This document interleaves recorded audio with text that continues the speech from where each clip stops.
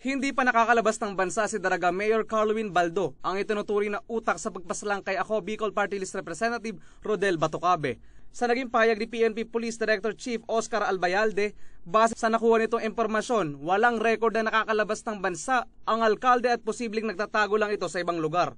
Matatanda ang naglabas ng lookout bulletin ang pamunuan ng Department of Justice at ang 6 pang iba pa na itinuturing na sangkot sa pagpatay kay Representative Batucabe.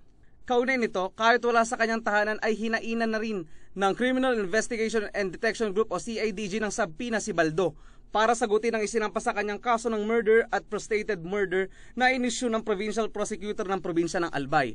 Tinanggalan na rin anya ng deputation power ng National Police Commission si Mayor Carlwin Baldo. Ayon kay Acting COMELEC Chairman Sheriff Abbas ay inaasahan namang mamaya ay magdedesisyon na ang COMELEC Anbank kaugnay sa petisyon na i-disqualified si Mayor Carlwin Baldo. Well, merong petition ngayon pending sa amin. Didesisyonan din namin mamaya. Dahil merong petition doon saying na since he is no longer a member of the Lakas CMD, so therefore he will be disqualified. So mamaya hintayin nyo ano magiging desisyon ng Anbank.